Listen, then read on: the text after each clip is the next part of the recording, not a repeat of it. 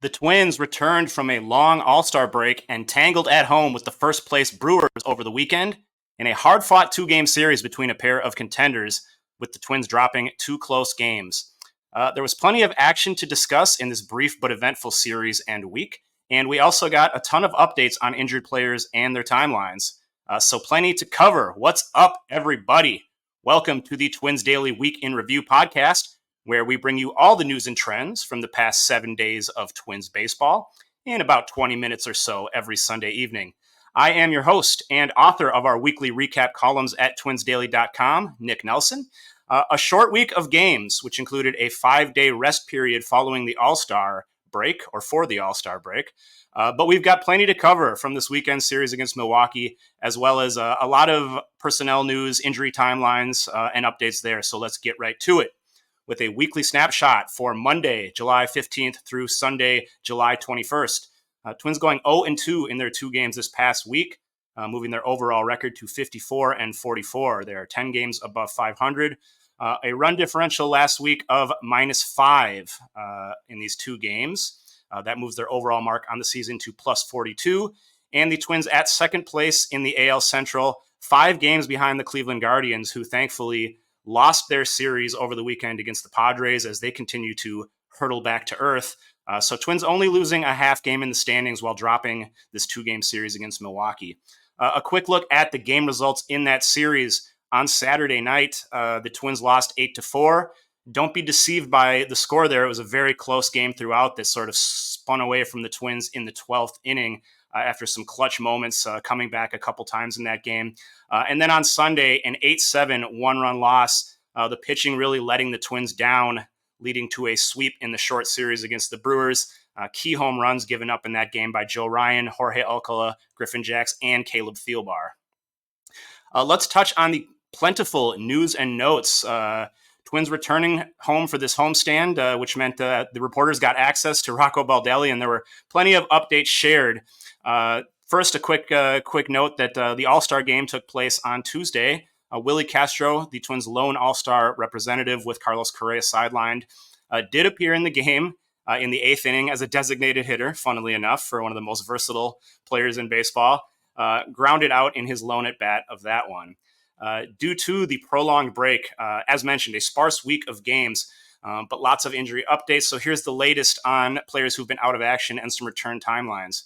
We start at the top of the list with the most important player, Carlos Correa. He was placed on the injured list on Saturday due to that plantar fasciitis issue that kept him from playing in the final 2 games before the break, as well as in the All-Star game. Correa is reportedly at home with a boot on his right foot, keeping that injured heel immobilized following a platelet-rich plasma injection intended to boost healing. We've seen the Twins take that approach in the past with several players this year, including Royce Lewis and Brock Stewart. The Twins have suggested that they envision this absence for Correa being more in the 2-week range versus like a month plus, which is good to hear, but I think that's a pretty tough determination to make at this point. So we'll see. Sounds like Willie Castro will primarily handle shortstop in Correa's stead. He got both starts there over the weekend, with Brooks Lee possibly mixing in a little bit. After being activated and making 2 starts last week on the mound, or the previous week, Chris Paddack landed right back on the injured list coming out of the break with what is now being termed as a right forearm strain after fatigue is what had put him on the injured list beforehand. So apparently he experienced some tightness in that elbow over the break. Rocco Baldelli, when asked about it, downplayed the severity of that issue to reporters, saying that, quote, "It doesn't seem like anything major, to be honest. His elbow seems fine. The ligament seems fine. Everything seems fine. It's some sort of muscle strain and should heal up," end quote. Even if true, the injury timeline for Paddack puts Minnesota's front office in a bit of a crunch with the trade deadline now less than 10 days away. They're not going to get another chance to look at Paddack until that has passed. Do they feel like they can count on him the rest of the way in any capacity? I think at this point, the answer has to be no. I think you have to start looking at Paddack as more of a bonus now. We talked last week about how it seemed a little confusing that they brought him back off the injured list so quickly, after the minimum with that fatigue issue. And in terms of what we saw on the field in his 2 starts back, he got fine results, but it did not look like really the stuff and velocity were back much or had rebounded to much of an extent. So The explanation possibly was that they wanted to get a look at him with that deadline impending, and it looks like now that's going to be their final look. So we'll see where they go from there.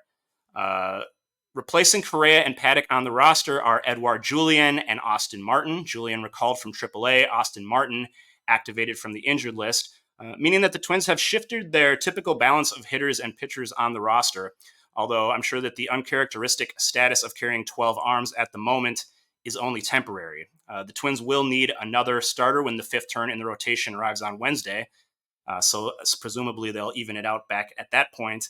Who's it going to be? Louis Varland, David Festa are obviously options. They've both pitched for the Twins this season. Zebby Matthews, who was promoted last week to join Varland and Festa in AAA, probably not in that mix after making his first start as a Saint on Sunday. He'll be only on a couple days rest, but he could put himself in this conversation pretty quickly if he pitches well in St. Paul. Prior to their series finale against the Brewers, the Twins placed Cody Funderburk on the injured list with an oblique strain. Ronnie Enriquez called up to replace him in the bullpen, but that might be a short-term arrangement with Brock Stewart on his way back from a lengthy IL stint of his own. Stewart's been out since early May, but made his first rehab appearance at AAA on Friday. Looked pretty good, was throwing 95, struck out 2 in a scoreless inning. I believe maybe the plan was to have him throw again on Sunday in Sunday's game for St. Paul, but that is in progress as I speak. Also, Zebby Matthews' debut. If Brock Stewart is truly healthy when he comes back and, can remain that way down the stretch, obviously just going to be a substantial upgrade to what is already a very strong bullpen, this past weekend's results notwithstanding. Jose Miranda was not activated from the injured list on Sunday, his first day of eligibility, with the team sharing that he'll need just a little more time to get past that lower back strain that was bothering him in San Francisco. But Miranda is close to returning, according to Dan Hayes of The Athletic, and could potentially do so without going on a minor league rehab assignment. So keep an eye out for him potentially in the coming week. Speaking of which, a final exciting note for our news and notes. It sounds like Royce Lewis's return is fairly imminent. He declared himself ready to go at Target Field over the weekend, basically indicated that if it was up to him, he'd be playing in these games. But the team, understandably inclined to take a slightly more cautious approach with Royce Lewis. So as long as everything stays on track as it is, sounds like Lewis is poised to embark on a brief rehab stint in the coming week, with the Saints returning home to play Omaha starting on Tuesday this week. So that would work out nicely, with the Twins also at home. Highlights from this short series against the Brewers. 2 losses, obviously, but some well-played games and a lot of things that you like to see, I think, starting with Pablo Lopez, who got his second half started the right way on Saturday night, looking the part of a number 1 starter as he tossed 7 innings of 1-run ball against the first-place Milwaukee Brewers. Lopez struck out 7, walked 1, scattered 4 hits, looked really good. He seems to have hopefully reined in his long ball issues that were plaguing him for a while. Pablo Lopez has allowed only 2 homers in his past 5 starts. And during that span, he has a 2.90 ERA and is holding opponents to a 5.05 OPS. Carlos Santana came through with another huge home run on Saturday night, a dramatic game-tying, no doubt 2-run blast with the Twins down to their final strike in the 11th inning. One of the big highlights of the season so far, or at least it would have been if things didn't sort of go pear-shaped in the bottom half of that inning. Santana's numbers this year don't jump off the page necessarily. He's hitting 244, 434 slugging, 14 home runs, 43 RBIs. But he's been so steady since that slow start, and clutch moments like this one are quickly raising his profile. Santana leads all Twins hitters in win probability added in the month of July. Byron Buxton, another big bright note. He was back in the lineup on Saturday and Sunday, thankfully, after missing the final 2 games of the first half following a wall collision in San Francisco. Seems to be okay. He moved into the number 3 spot in the order with some other big hitters out, and launched a pair of home runs in Sunday's game to extend his merciless power hitting streak that he's on, which has seen Buxton crush 7 home runs and 9 doubles in his past 17 games. His slugging percentage for the season all the way up to .510. He now ranks 3rd on the team behind Miranda and Correa. Byron Buxton is back, folks. It seems fair to say that. We just need him to stay healthy now more than ever. Lowlights from this series against the Brewers, this 0-2 sweep. The sloppy defense and baffling mental mistakes for the Twins unfortunately did not dry up over the All-Star break. Their first game after the 5-game respite strongly resembled their last one before it, in that the Twins were able to admirably battle back in a hard-fought contest, tying it up late, only to lose at the end thanks to poor fielding and inexplicable decision-making in the field. Minnesota's miscues are frequently coming at very high stakes moments in games, which magnifies them, obviously, and makes them all the more difficult to stomach. Saturday's game saw Milwaukee score the go-ahead run in the 11th when Austin Martin failed to make a clean throw home after a hard grounder was hit right at him with a drawn-in infield, pretty much an ideal scenario for that drawn-in infield, but he couldn't cleanly get it and make a good throw home, so the run scoring. Santana then managing to erase a 2-run deficit in the bottom half of that inning before the Twins quickly managed to load up the bases with no outs in the 12th, thanks to Steven Okert letting a popped-up bunt fall on the third baseline and then grabbing it before it could spin into foul territory where it pretty clearly was headed. It was legitimately one of the worst mental gaffes I can remember seeing from a big leaguer. I mean, it's the kind of thing you'd really get on a little league player about, just a bad fundamental mistake by Okert, and played a role in a meltdown inning that saw the Brewers score 5 runs to blow that game open. This was all part of another shaky outing from Steven Okert, who gave up 3 runs, 2 of them earned on 2 hits and a walk in just 2/3 of an inning. His ERA is now up to 4.40 on the season.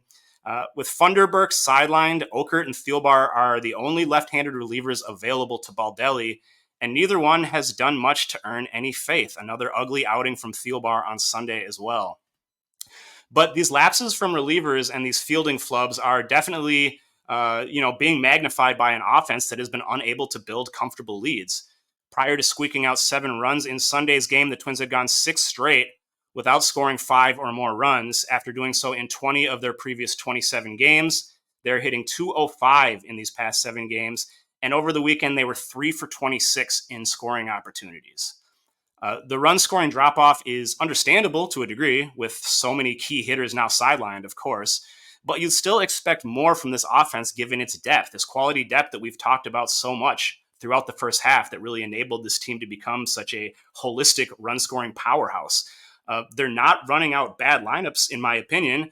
Without all these guys, there are just too many players that are failing to step up, aside from Byron Buxton. Max Kepler, to me, is at the top of that list. He did bang a double off the overhang in the 9th inning on Sunday, a very nice piece of hitting, but was otherwise 1 for 8 in the series, and he has only 3 home runs in his past 50 games to go along with roughly a 600 OPS. I'm sure we're all asking, where did the guy from last year's second half and the early weeks of this season go? Kepler really needs to find it again, not just for the Twins, but for himself. I mean, the stakes are very high for him with free agency now just a few months away. Elsewhere, just some really tough trend lines at play within this offense as you start to look a little deeper into the numbers. Manuel Margot is 0 for 23 as a pinch hitter this season. He came up empty in a pair of chances against Milwaukee over the weekend. Willie Castro, for as good of a season as he's had overall, an all-star first half, is hitting 157 with runners in scoring position. That is the worst mark in the majors. Ryan Jeffers, another guy that stands out. He's batting just 190 in his past 40 games, had a big strikeout with the bases loaded late in Sunday's game. It's very difficult to remain prolific as an offense in the absence of so many crucial players when the remaining guys are coming up short this badly. And that's something that the Twins are going to need to turn around. But luckily, help is on the way as we turn to our trending storyline of the week here as the second half gets underway in earnest. The impending returns of Miranda, Lewis, and Stewart, the big story for the Twins here at a time where they are struggling somewhat to produce runs and letting tight games slip away late at the hands of their bullpen. The team will be getting back one of their best hitters, 2 of their best hitters, and one of their best relievers, theoretically here in time for the stretch run. And if all can stay healthy the rest of the way, they really have an ability to play a massive role in propelling the Twins to a division title and beyond. Hard to overstate the impact that this trio can have. The corresponding roster moves seem mostly straightforward at this point for the Twins, with Ronnie Enriquez and Diego Castillo currently serving as placeholders in the bullpen and infield, And you've also got Jair Camargo going mostly unused as a third catcher. So not a lot of drama there in terms of who's available to kind of move out when these guys are ready. All just a matter of when. And a lot of that really will hinge on how things play out in St. Paul this week, with Royce Lewis scheduled to return there. Brock Stewart, presumably continuing his rehab. And in the case of Miranda, as we mentioned, he may be able to skip a minor league tune-up and rejoin the club as soon as he's ready. I would not be surprised if all three were available for next weekend's series in Detroit. With that, we turn our attention, as we always do at the end of the show, to what's ahead in the next 7 days for the Minnesota Twins, who will move from one formidable first-place National League opponent to another. On Monday, the Twins will welcome the Philadelphia Phillies to town for a 3-game series.